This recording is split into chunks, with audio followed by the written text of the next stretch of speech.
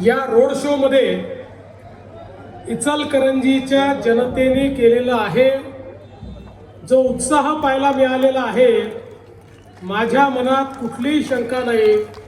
15 तारखेला महायुती ही संपूर्ण बहुमताने या ठिकाणी निवडून येणार आहे। कदाचित इचलकरंजीच्या महानगरपालिकेचा तर पहिलेच निवडणूक आहे, पण नगरपालिकेपासून महानगरपालिकेच्या या सगळ्या इतिहासात सर्वात मोठा विजय हा महायुतीचा होईल, हा मला विश्वास आहे। खरं तर गेल्या काही वर्षांमध्ये या इचलकरंजी शहरामध्ये वेगवेगळ्या पद्धतीनं कामं करण्याचा प्रयत्न आपल्या महायुतीच्या सरकारने केला। 18 MLDची सांडपाणी प्रक्रिया प्रकल्प 116 कोटी रुपयाचा, 54 MLDचा जलशुद्धीकरण प्रकल्प 32 कोटी रुपयाचा, जवळपास नगरोत्थानमधनं 107 कोटी रुपये रस्त्यांकरता आणि पाणी पुरवठा योजनेकरता वेगळे 4.75 कोटी रुपये हे या ठिकाणी जी काही कामं आहेत ती जवळपास आपण केलेली आहेत। जी प्रमुख कामं या ठिकाणी सुरू आहे, सन्माननीय आमदार खासदार सगळ्यांच्या मेहनतीतून या ठिकाणी राज्य सरकारने जो काही निधी दिला त्यातनं विशेषतः मलनिस्सारणाचा प्रकल्प जो एक मॉडेल अशा प्रकारचा प्रकल्प या ठिकाणी होतो आहे आणि झिरो डिस्चार्ज अशा पद्धतीचा प्रकल्प पहिल्यांदाच महाराष्ट्रामध्ये आपल्या सरकारने इचलकरंजीला त्या ठिकाणी दिला आणि 489 कोटी रुपये या प्रकल्पाकरता आपण त्या ठिकाणी आणि 100% अनुदान हे राज्य सरकारने याकरता दिलेलं आहे।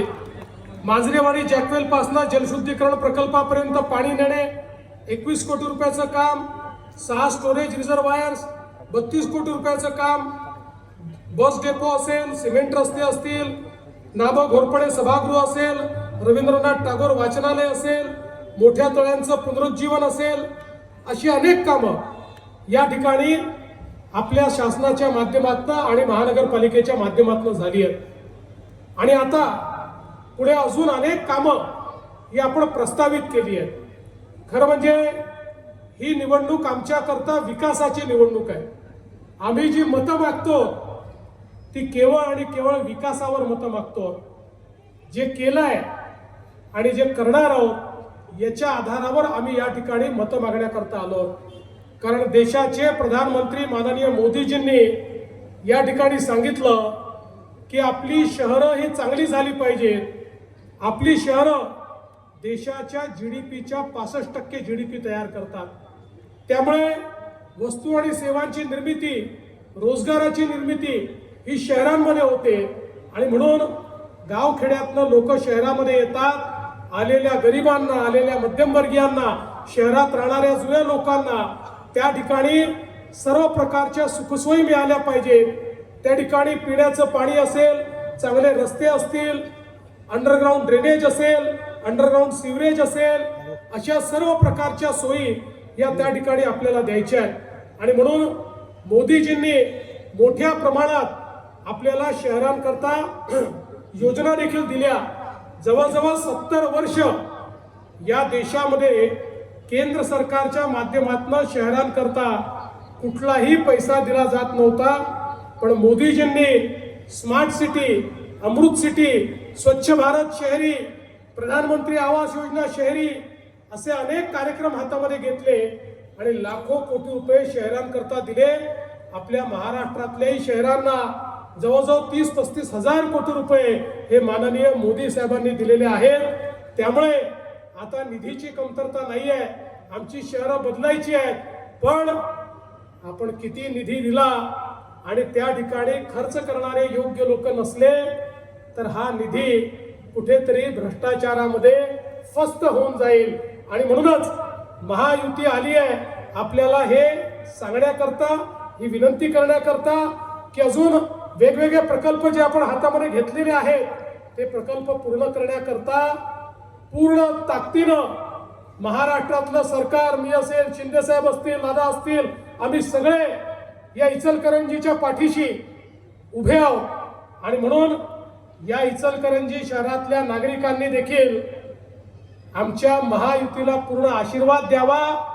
आशीर्वादाचे या ठिकाणी मोबाईल सुरू झालेले आहेत आणि सगळ्यांनी मोबाईलचा टॉर्च सुरू करून हा आशीर्वाद या ठिकाणी द्यायला सुरुवात केलेली आहे। मी आपल्या सर्वांचे आभार मानतो आणि एक गोष्ट सांगतो, आता आपली सगळ्यात मोठी प्रायोरिटी कुठली तर ती काही झालं तरी इचलकरंजीचा पिण्याच्या पाण्याचा प्रश्न हा पूर्णपणे सोडवण्याचं काम हे आता आपलं सरकार या ठिकाणी करणार आहे। 48 कोटी आपण ऑलरेडी त्या ठिकाणी देतो, जेवढा पैसा लागेल तेवढा पैसा देऊ, पण इचलकरंजी सारखं आमचं शहर हे पूर्णपणे त्या ठिकाणी प्रत्येक घरी पिण्याचं पाणी नळाने आलंच पाहिजे या दृष्टीनं आपण पुढची कारवाई करतो। टर्शरी ट्रीटमेंट करता 75 कोटी रुपये आपण त्या ठिकाणी प्रस्तावित केले आहेत।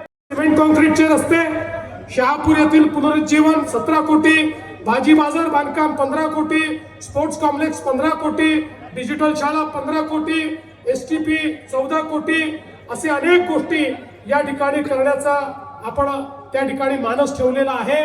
मी आपल्याला एवढंच सांगण्याकरता आलो आहे, हा जो प्रचंड प्रतिसाद या रोड शो मध्ये तुम्ही दिलेला आहे, हा जो आशीर्वाद तुम्ही दिलाय, त्या आशीर्वादाच्या दुप्पट या ठिकाणी प्रतिसाद राज्य सरकार तुम्हाला देईल आणि या शहराचा पूर्ण चेहरा पहिल्यांदा ही महानगरपालिका झाल्यानंतर अतिशय चांगल्या पद्धतीनं, आणि मला हेही सांगितलं पाहिजे, महानगरपालिका झाल्यानंतर आपल्याला GSTच्या पैशांचा प्रश्न होता, आता तोही आपण सोडवलेला आहे आणि जास्तीत जास्त GSTचे पैसे हे इचलकरंजीला देण्याचा निर्णय आपल्या सरकारने घेतलेला आहे।